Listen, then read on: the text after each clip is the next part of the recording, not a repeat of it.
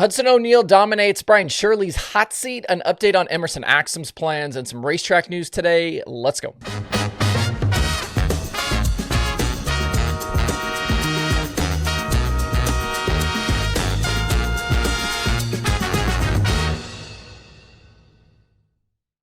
It's Wednesday, January 29th. I'm Justin Fiedler. This is DIRTRACKR Daily presented by Kubota Genuine Parts. The Hunt the Front Super Dirt Series was at Needmore Speedway in Georgia last night. HTF getting in on the Speedweeks action this year with some non-points racing. They ended up with 27 cars. That was clearly affected by the Monday rainout. Some serious quality there, though, with a bunch of the National Touring guys making the trip up to race. In the main event, it was all Hudson O'Neal out front. He led all 40 laps after starting on the outside front row. It was his first win in 2025 and his first score of any kind since the Flow Night in America win at Brownstown last September. O'Neal, though, not in the SSI machine, but instead driving Kevin Rumley's car for some R&D. In Victory Lane, O'Neal said this was a new car, and Flow Racing's Kyle McFadden talked a few days ago about Rumley confirming this was something different than we saw Jonathan Davenport race late in 2024 at World Finals. This goes hand in hand with the comments we heard from Longhorn Steve Arpin when I talked to him back around Christmas. He said Rumley rarely shows up with much the same. If you haven't watched or listened to that Arpin interview, I would definitely recommend checking it out. It's on the YouTube channel, the Facebook page, and the podcast feed. O'Neal, though, has done some testing with Rumley here lately, and he won last season driving for the team. We'll see if he can bring some of this success back to SSI. It sounded like some of his crew guys were also there helping out last night as well. Also on the podium last night were Ethan Dotson and Mark Whitener. Dotson was fifth with 3 to go, but drove to second in 1 lap after that late restart. He's been impressive so far this season with 4 top 5s, 6 top 10s, and 9 races. He could be a sneaky guy to watch with the Outlaws this season. Remember, he's full-time and doing his rookie year. Dotson had some super late model wins last year, including with the Spring Nationals, the Comp Cam Series, and Hunt the Front. He really seems to be finding his footing, and I've been told that ASD team has all the resources they need to contend. We won't see Hunt the Front now until their championship season starts on March 8th at I-75.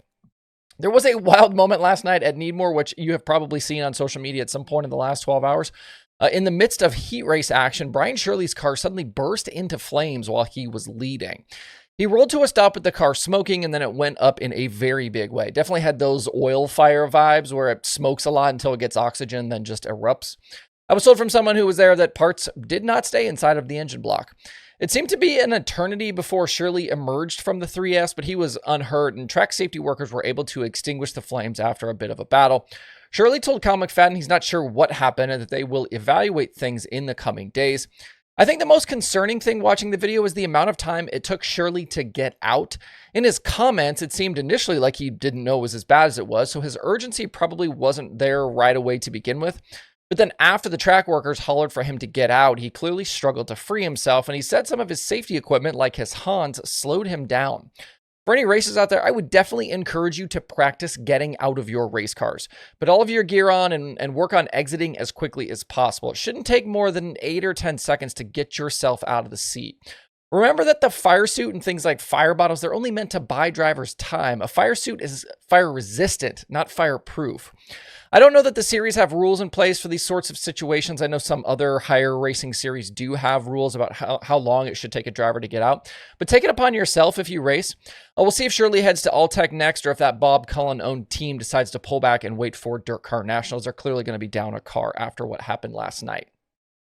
Up next for Speedweeks is Alltech with Lucas. They've got practice on track tonight and then racing Thursday through Saturday. Just 1 race complete so far for Lucas. That Tyler Bruning win back at Golden Isles. Remember, the rest of that weekend was lost to rain. Bruning leads the championship right now as well, obviously after 1 race. I don't believe there's any video streaming coverage things tonight, but keep an eye on the Late Model Reporter social channels. They will no doubt be hanging around and getting videos and sharing some updates.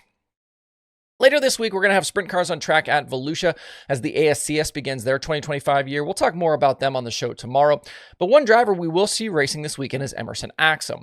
The Classmeyer Petrie 27 will run the 360 weekend and then stick around and race against the Outlaws starting next week.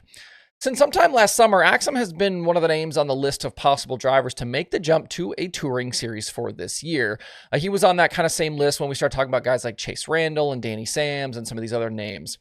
2024 was his first full season of wing competition, moving over from non-wing sprint cars and midgets.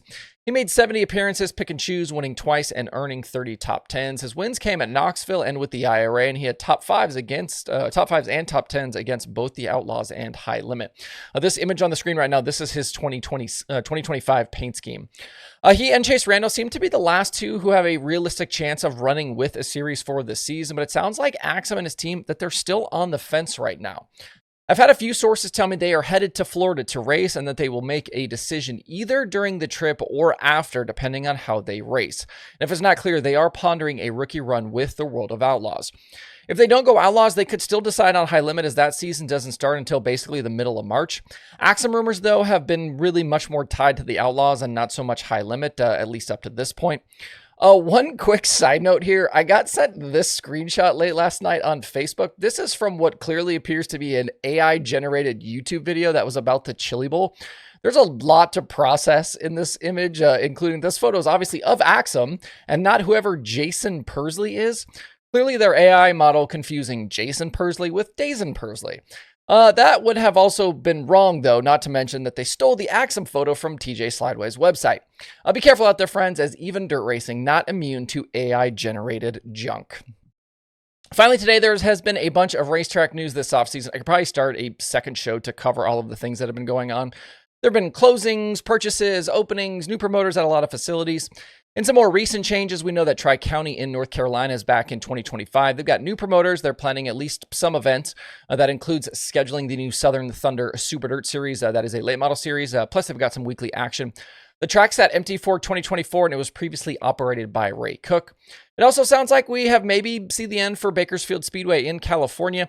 Scott Schweitzer is moving his operation over to the Kern County dirt track for this year, which includes races with both the World of Outlaws and High Limit that were on his schedule. They're calling it Bakersfield Speedway at Kevin Harvick's Kern Raceway. I certainly understand why they named it this, but maybe not what I would have suggested for a track rebrand. Two names for tracks in one is definitely a bit confusing. The Schweitzers said in a post to social media that Bakersfield Speedway's aging infrastructure is too difficult to keep up at this point, and that moving to Kern allows them to keep dirt racing going in the area. Kern will now host both Sprint Car National Tours, plus NARC, USAC National Midgets, and the local USCS, plus IMCA action. If you don't know, Kern and Bakersfield, they're not that far apart there in that area. And then in Texas, Rocket Raceway Park is now under the ownership of the folks behind the Race On streaming service. Kevin Rogers is the new track GM, and a full 2025 schedule is set. They'll have USRA divisions, plus USMTS, Elite 410 sprint cars, and more from February through October. All right, that's the show for today. Hope you guys have a great Wednesday out there. We will see you right back here tomorrow.